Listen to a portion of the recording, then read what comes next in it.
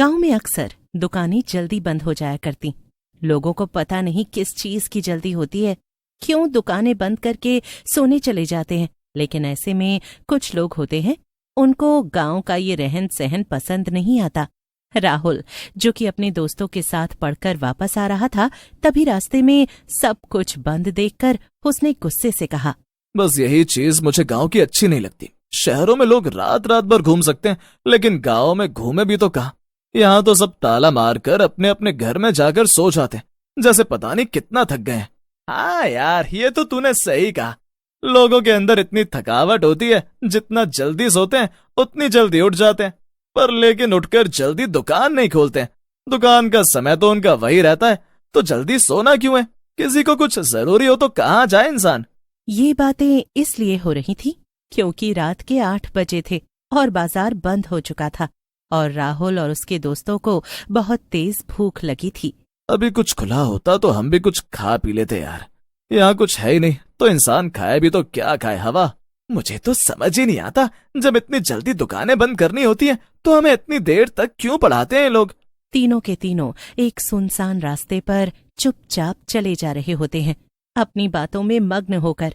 लेकिन थोड़ी ही दूर एक गली आती है और उस गली का नाम होता है नीम वाली गली। यहाँ कुछ तो जल रहा है, देखकर आते हैं क्या है।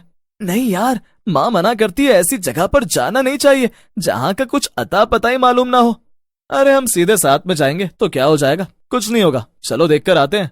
तीनों नीम वाली गली के कोने पर पहुंचते हैं तो उनको एक ठेला दिखाई देता है, या यूं कहें एकमात्र ठेला दिखाई देता है, जिस पर चाउमीन बन रही होती है। अरे तो चाउमीन वाला ठेला लगा हुआ है, यहाँ चाउमीन मिलती है। देखा, तू बस ऐसे ही डर रहा था, हमारे काम की चीज मिल गई ना हमें। भूख लगी है यार, चाउमीन खाते हैं। अभी घर काफी दूर है, घर जब तक पहुंचेंगे दोबारा भूख लग जाएगी तो घर पर भी खा लेंगे, लेकिन अभी खा लेते हैं। मेरे पास पैसे हैं, मैं तुम दोनों को भी खिला सकता हूँ। लेकिन यार, तुम लोगों को डर नहीं लग रहा है? अभी तो हम बात कर रहे थे कि रात को कोई कुछ नहीं बेचता, तो ये ठेला यहाँ क्या कर रहा है? जरूरी नहीं कि सबके सब आलसी हो, क्या पता ये चाउमीन बनाने वाली अच्छी हो और मेहनती भी। पर ये ठेला तो अजीब टाइम पर लगता है ना, दोपहर को नहीं दिखता ये ठेला। अरे हमने कभी ध्यान नहीं दिया होगा, क्या पता ये यहीं रहता हो। तुम दोनों की बातें खत्म हो गई हो तो क्या हम चलें खाने? यार तुम दोनों खा लो, मुझे पता नहीं क्यों कुछ ठीक नहीं लग रहा है। अरे डरपोक, खाना खा और चुप रह, आगे तो कुछ नहीं मिलने वाला, यही है जो है। अब चुपचाप खा ले और हमें भी खाने दे। तीनों दोस्तों ने 2-2 प्लेट मंगवाई। वो औरत जो चाउमीन बना रही थी, उसकी आंखें एक टक राहुल को घूर रही थीं। तीनों फिर से हंस पड़ते हैं। उनकी इतनी बातें सुनकर भी चाउमीन बेचने वाली औरत कुछ नहीं कहती और ना ही कोई जवाब देती है, बस चाउमीन पलटती रहती है, पर उसके चेहरे पर एक भयावह मुस्कान थी। छोड़ो ना, चाउमीन खाने पर फोकस करो। हाँ सही है यार, जल्दी से खाकर निकलते हैं, अभी बहुत दूर जाना है। ठीक है, तुम लोग इतना कहते हो तो मैं भी खा ही लेता हूँ। तीनों अपनी अपनी चाउमीन खाने लग जाते हैं, लेकिन जब राहुल ने पहली बाइट ली तो उसे कुछ अजीब महसूस हुआ। उसके कान में किसी के चिल्लाने की आवाज आई, मत खा। राहुल डर गया। उसने इधर उधर देखा, लेकिन कोई नहीं था। राहुल दोबारा से चाउमीन खाने लग जाता है।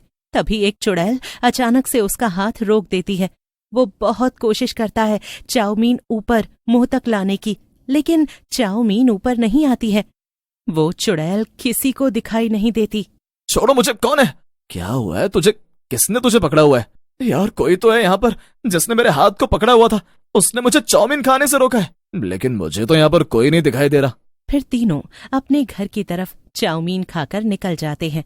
तभी पीछे से आवाज आती है, अरे कहाँ चले तुम तीनों? इधर आओ, तुम्हें कुछ देना तो भूल ही गई। जैसे ही वो तीनों पलटते हैं तो हक्के बक्के रह जाते हैं। मैंने कहा ना, इधर आओ।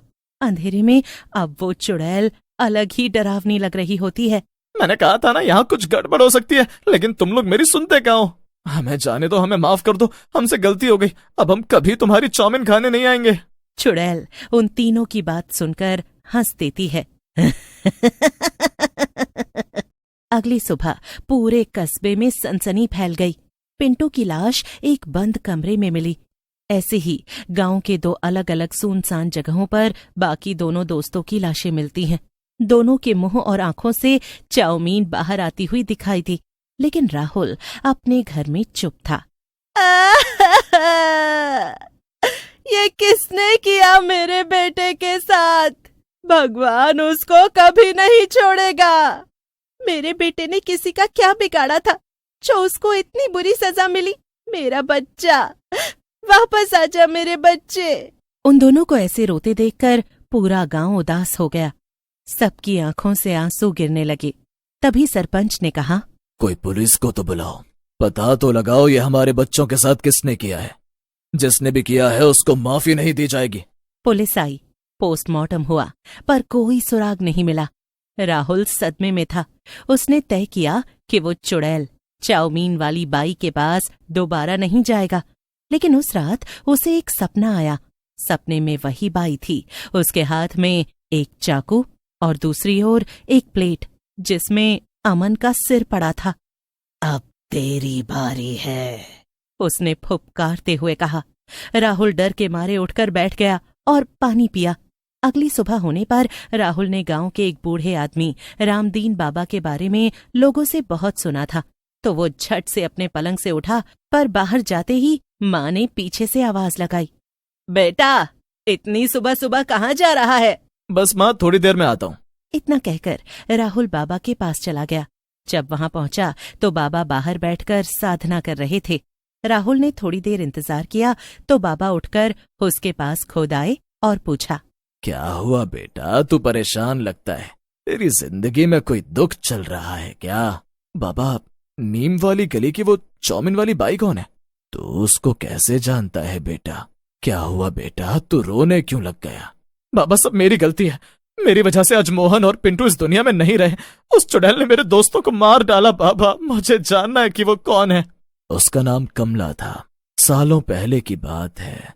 वो एक तवायफ थी, पर धीरे धीरे उसने खाने का ठेला लगा लिया, खास तौर पर चाउमीन। रात को जब बाकी ठेले बंद हो जाते तब उसका ठेला शुरू होता। तो वो कहाँ चली गई बाबा?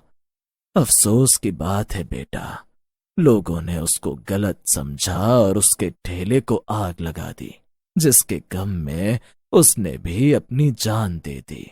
उसने जाते समय सबको कहा था कि एक औरत चाहकर भी एक इज्जतदार जिंदगी नहीं जी सकती। कोई किसी के साथ इतना गलत कैसे कर सकता है? शायद राहुल के इन्हीं सब ख्यालों और सोच की वजह से चुड़ैल ने राहुल को जिंदा छोड़ दिया था। वो अपने दोस्त राजन और निखिल को साथ लेकर उस ठेले तक गया और सब कुछ बताया।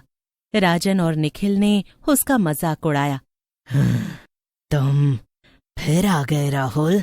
चुड़ैल ने ज्यादा कुछ नहीं बोला और उसके दोस्तों को चाउमीन दे दी। राहुल ने उसके पैरों पर ध्यान दिया। उसके पैर उल्टे थे। उसके दोस्तों ने चाउमीन खाई और उठकर जाने लगे। तभी चुड़ैल ने उन दोनों को पीछे से पकड़ लिया। कहाँ जा रहे हो? तुम्हारा पेट तो भर गया, पर मेरा मन तो शांत नहीं हुआ ना। वो गुस्से से हवा में उड़ने लगी। चारों तरफ हवाएं तेज हो गईं और वो चिल्लाई, तू होता कौन है ये तय करने वाला कि औरत को औरत की तरह रहना चाहिए? तभी बीच में राहुल आया और उसने चुड़ैल से माफी मांगी। चुड़ैल ने राहुल की बात सुनी और उन दोनों को जाने दिया।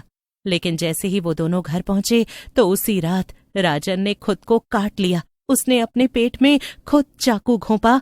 अगली सुबह उसकी लाश लटकती मिली और मुंह से खून के साथ साथ वही नूडल्स बह रहे थे। राहुल ने हिम्मत करके एक रात अकेले जाकर उस नीम के पेड़ के नीचे खुदाई शुरू की। मिट्टी हटाते ही उसे जली हुई चूड़ियों की एक थैली मिली और अध जली फोटो, जिसमें वही कमला मुस्कुरा रही थी और उस छाया से निकली कमला की आत्मा। तभी उसने जेब से वो फोटो निकाली और उसे आग लगा दी। फोटो जलते ही कमला चीखने लगी। राहुल बेहोश हो गया। अगले दिन नीम वाली गली खाली थी। वहां कोई ठेला नहीं था।